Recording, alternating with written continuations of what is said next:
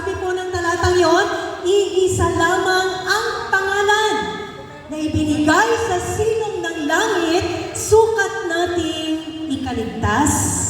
Ngayon siguro ang tanong po, bakit kailangan kong maligtas? Sapagkat ang sinasabi po sa atin ng Biblia, lahat ay nagkasala at walang matuwid, wala kahit isa. Amen? So lahat ng tao, bilang lahat tayo ay nagkasala, lahat tayo ay nakabalaho o patungo sa impyerno at dagat-dagatang apoy. Wala ritong magsasabi sa atin ng mas konti ang kasalanan ko kaysa sa iyo, o mas marami kang kasalanan kaysa sa akin. Sapagkat ang katotohanan ayon sa Biblia, kapag halimbawang ikaw ay nagkasala sa isang kautusan, ikaw ay nagkasala na sa lahat. Kaya sabi po ng Biblia, no one is righteous, no, not even one. Walang matuwid, wala ni kahit na isa man lamang. Amen? Pero praise the Lord, pwede po tayong maging matuwid. Kaya sa Biblia, merong mga tinatagurian ng mga sakdal at ganap at ng mga matutuwid na tao. Hindi dahil sa sila ay walang kapintasan o walang kasalanan, kundi dahil sa sila ay may pananampalataya. Amen? At sino yung kanilang sinampalatayanan? Upang sila ay tawaging mga ganap at sakdal, mga walang kapintasan. Sino yung mga taong yon? Yung sumampalataya sa pangalan ng ating Panginoong Jesucristo. Palakpakan nga po muna natin si Lord. Sa kanino pa man iba ay walang kaligtasan, sapagkat ilan daw po ang ibinigay na pangalan? Isa lang. Amen? Hindi po si pastora, hindi si pastor, hindi si presidente. Ang pangalang ibinigay sa ating lahat, sukat nating ikaligtas, ay ang pangalan ng ating Panginoong Jesucristo. Amen? Only Jesus saves. Tanging si Jesus ang ating tagapagligtas at tanging si Jesus ang siyang makapagliligtas sa ating lahat. Walang sino paman at walang kahit na kanino paman.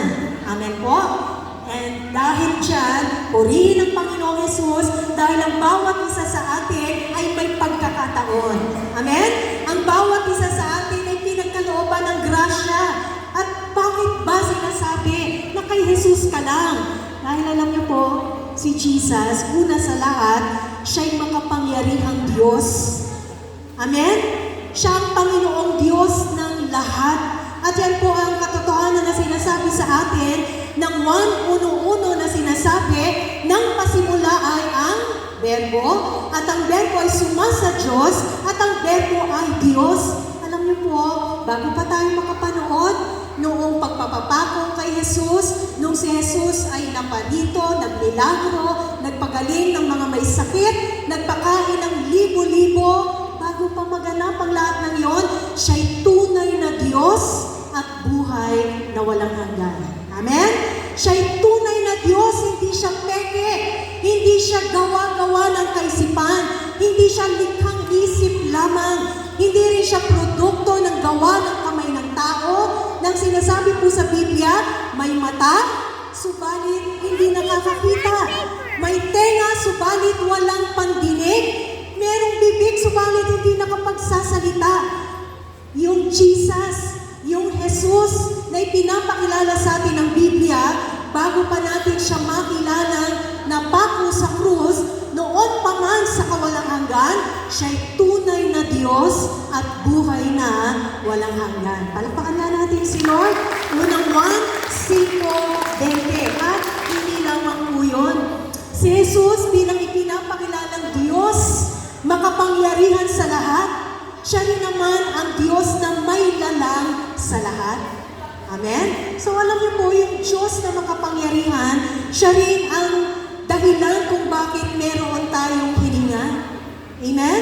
Kung bakit meron tayong pagkakataon, kung bakit meron tayong buhay, kung bakit meron tayong pamilya, kung bakit meron kang trabaho, kung bakit meron kang kinakain sa bawat araw, kung bakit merong makakain sa iyong pagkainan, kung bakit meron tayong pag-asa, sapagkat si Jesus, bago pa man tayo isilang sa mundong ito, Una, ano nga po siya? Tunay na Diyos at buhay na walang hanggan. Pangalawa, siya ang may lalang ng lahat. Amen?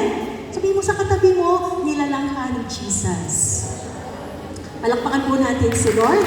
Ang sabi po ng Colossus 1:16, sapagkat ang lahat ng bagay, hindi ka exempted doon. Amen?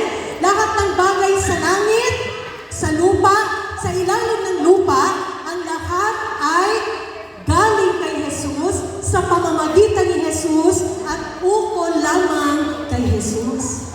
So alam niyo po yung Jesus ng Biblia, yung Kristo na tinatawag natin at sinasampalatayanan, hindi po siya basta-basta. Amen? Siya ang may bigay, may lalang, may kaloob ng ating hininga.